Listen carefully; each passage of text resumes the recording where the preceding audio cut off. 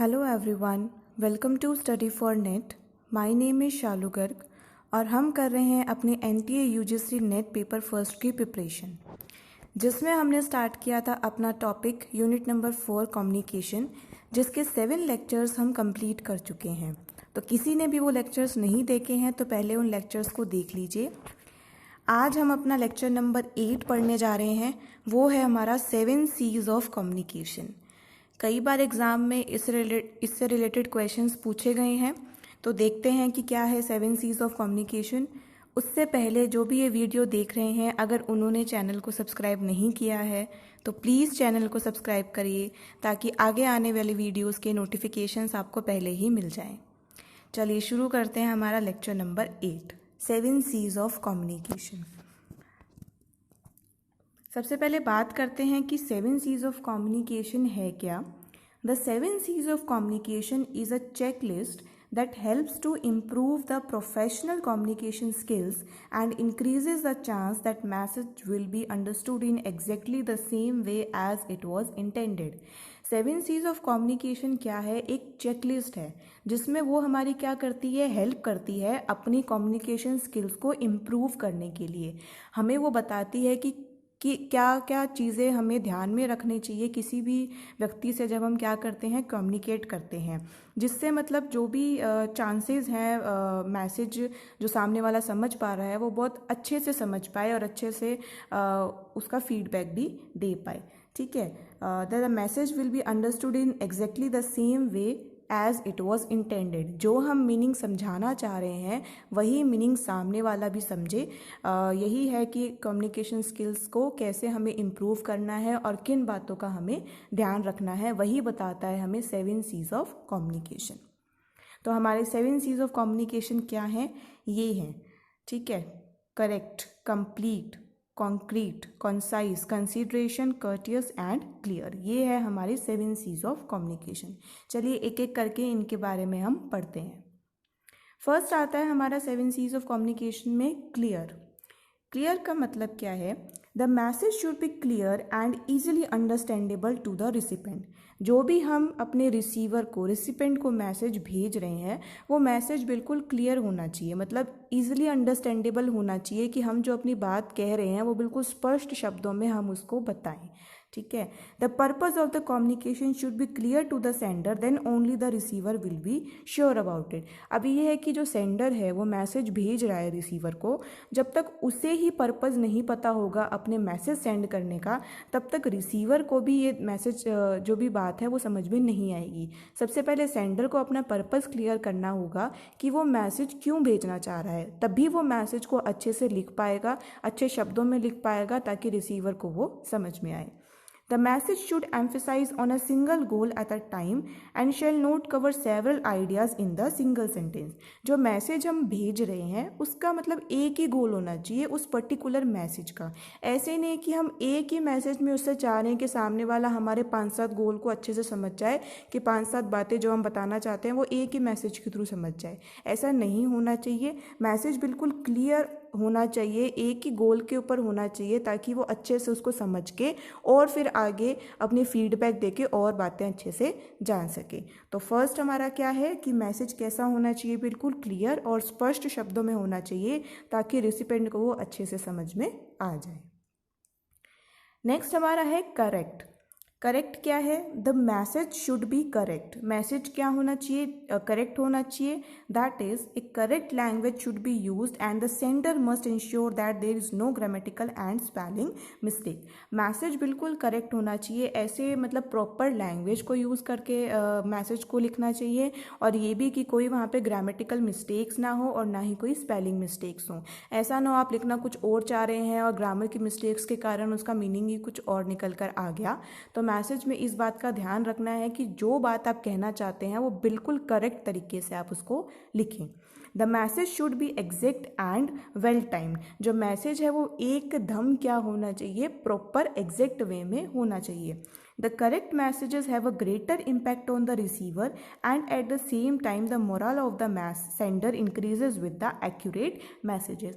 Correct message होगा तो एक ही बार में रिसीवर को पढ़ते ही समझ में आ जाएगा कि सेंडर क्या कहना चाह रहा है, तो उससे रिसीवर पे भी अच्छा इम्पैक्ट पड़ेगा और उसको फीडबैक देने में भी क्या होगा, मज़ा आएगा। और इससे जब करेक्ट मैसेज लिखेंगे सेंडर का भी मोराल क्या होगा, अच्छा होगा कि उसने बिल्कुल एक्यूरेट मैसेज लिख के भेजा है और फीडबैक भी मुझे तुरंत मिल गया। अब मैं और जो अपनी बात कहना चाहता हूँ वो मैं रिसीवर को कह सकता हूँ।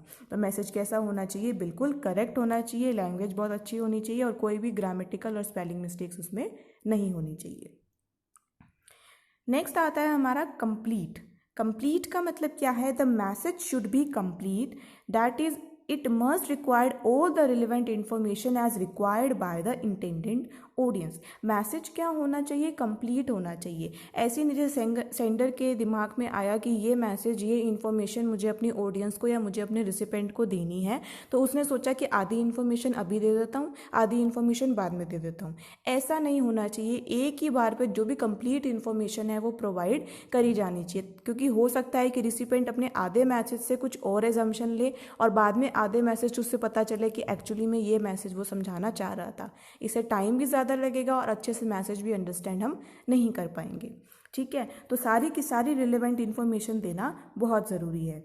The complete information gives answers to all the questions of the receivers and helps in better decision making by the recipient. अगर हम कंप्लीट इन्फॉर्मेशन देंगे तो जो भी रिसिपेंट के क्वेश्चंस है उसके सारे आंसर्स उसको मिल जाएंगे और बेटर मतलब डिसीजन जो है मेकिंग का काम कर पाएगा कौन, हमारा रिसीवर, क्योंकि मैसेज अच्छे से समझ में आएगा तो वो आगे मान लो उस इन्फॉर्मेशन से कुछ और एक्स्ट्रा डिसीजन कोई लेना चाहता है या कुछ और एक्स्ट्रा चीज़ करना चाहता है तो वो कर सकता है। अगर मैसेज कंप्लीट ही नहीं होगा तो ना उसको वो मैसेज समझ आएगा और ना ही कोई डिसीजन ले पाएगा।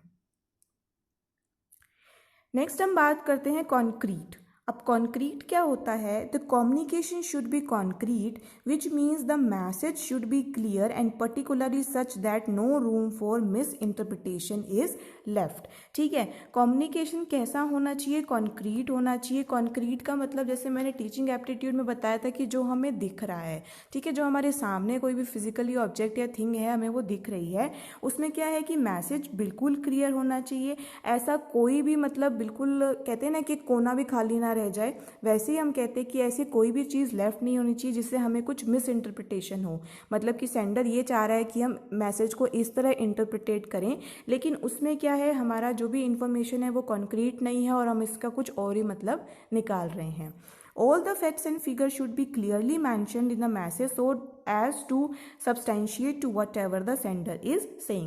जितने भी मान लो जो भी फैक्ट्स हैं, कोई भी फिगर्स है, भले आप कैसे भी मैसेज भेज रहे हो वो मैसेज में बिल्कुल क्लियरली मेंशन होना चाहिए। ठीक है, कि आपने एक मैसेज दे दिया, मान लो उसके बाद में आपको एडिशनल भी देना है कि इन बातों का खास खास ध्यान रखना है, तो रिसीवर उन्हीं बातों का ध्यान रखते हुए मैसेज को अंडरस्टैंड करने की कोशिश करेगा। तो ये भी बहुत इंपॉर्टेंट फैक्टर है हमारे 7 C's में कि कम्युनिकेशन कैसी होनी चाहिए, कॉन्क्रीट कम्युनिकेशन होनी चाहिए।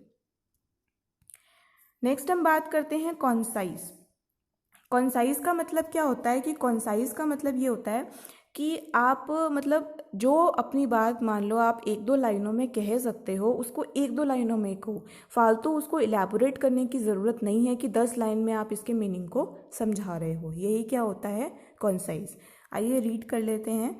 The message should be precise and to the point. Message बिल्कुल प्रिसाइज होना चाहिए और अप टू द पॉइंट वो बात कही जानी चाहिए। The sender should avoid the lengthy sentences and try to convey the subject matter in the least possible word.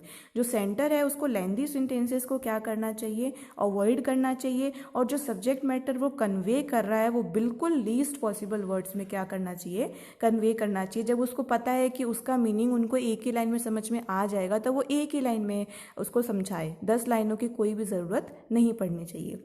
The short and brief message is more comprehensive and helps in retaining the receiver's attention. अब brief में और short में अगर आप उसको किसी भी particular चीज़ का या इन्फॉर्मेशन का मीनिंग बता दोगे तो उससे क्या है रिसीवर का अटेंशन भी उस ओर जाएगा और वो अच्छे से उसको रिटेन भी कर पाएगा। तो यही क्या होता है कॉन्साइज।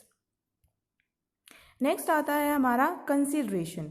कंसिडरेशन का मीनिंग क्या है? The sender must take into consideration the receiver's opinion, knowledge, mindset, background in order to have an effective communication. Consideration का मतलब क्या है कि जो भी सेंडर है, मैसेज सेंड कर रहा है, उसको कंसीडर करना चाहिए कि रिसीवर्स के क्या ओपिनियन है, रिसीवर की क्या नॉलेज है, रिसीवर का क्या लैंग्वेज बैकग्राउंड है, उसका क्या माइंडसेट है, ताकि वो अपने मैसेज को अच्छे से समझ के उसको इफेक्टिव कम्युनिकेशन बना पाए। अगर रिसीवर को क्या है, हिंदी अच्छे से समझ में आती है, तो सेंडर को वो कंसीडर करना चाहिए और अपना मैसेज उसको हिंदी में ही रिसीवर को भेजना चाहिए। ठीक है, रिसीवर को जब तक वो कंसीडर नहीं करेगा, उसके ओपिनियन को कंसीडर नहीं करेगा, तब तक कम्युनिकेशन इफेक्टिव नहीं बन सकता। In order to communicate, the sender must relate to the target recipient and be involved. Communicate करने के लिए सेंडर सबसे पहले रिसिपेंट को क्या करेगा, रिलेट करेगा कि रिसिपेंट में क्या क्या नॉलेज और स्किल्स है, उसके बाद ही उसको क्या करेगा, उसमें इन्वॉल्व करेगा, जिससे कि कम्युनिकेशन क्या बन पाए, इफेक्टिव बन पाए। नेक्स्ट आता है हमारा कर्टियस। कर्टियस का मतलब क्या होता है? It implies that the sender must take into consideration both the feelings and viewpoints of the receiver such that the message is positive and focused at the audience. अब consideration में था कि हमने उनके opinion और knowledge को देखा, courteous में हो जाएगा कि इस बात का भी ध्यान रखना है कि उनकी फीलिंग्स क्या हैं। ठीक है, मतलब उनकी इस मैसेज से या इन्फॉर्मेशन से क्या फीलिंग्स जुड़ी हुई है और रिसीवर के क्या व्यू पॉइंट्स है, उसी के बाद ही हमारा क्या है, मैसेज को कुछ अंडरस्टैंडेबल फॉर्म में वो निकल कर आएगा और हम ऑडियंस पे फोकस कर पाएंगे। The message should not be biased and must include the terms that show respect for the recipient. अब ये है कि हम उनकी फीलिंग्स का ही ध्यान नहीं रख रहे हैं, उनके इमोशंस को नहीं समझ पा रहे हैं। हमें इसमें ना बायस्ड होने की ज़रूरत है, हमें बायस्ड करके कोई मैसेज नहीं करना है और ऐसी भी कोई टर्म्स यूज़ नहीं करनी है जिससे ऐसे लगे रिसिपेंट को कि हम उनकी रिस्पेक्ट नहीं कर रहे हैं। हमें हमेशा रिसिपेंट की क्या करनी चाहिए, रिस्पेक्ट करनी चाहिए। अगर मान लो उनको एक दो बार में मैसेज समझ में नहीं भी आ रहा है, तो हम अपनी उनके व्यू पॉइंट्स के अकॉर्डिंग ही अपने मैसेज को क्या करेंगे, बनाएंगे। ठीक है, तो उनके फीलिंग्स और व्यू पॉइंट्स का ध्यान में रखते ही सेंडर क्या करता है, मैसेज फॉर्म करता है या इन्फॉर्मेशन उनको देता है। तो ये थे हमारे 7 C's of communication. I hope आपको समझ में आ गए होंगे कि क्या है 7 C's ऑफ कम्युनिकेशन, किस तरीके से हम अपनी कम्युनिकेशन स्किल्स को इम्प्रूव कर सकते हैं ताकि हम अपने कम्युनिकेशन को इफ़ेक्टिव बना पाएँ। थैंक यू फॉर वॉचिंग और मिलते हैं हम अपनी नेक्स्ट वीडियो में। और अगर किसी ने भी इस चैनल को सब्सक्राइब नहीं किया है तो प्लीज़ चैनल को सब्सक्राइब करें और मेरी ये वीडियो पसंद आई हो तो इस वीडियो को लाइक करें। Thank you.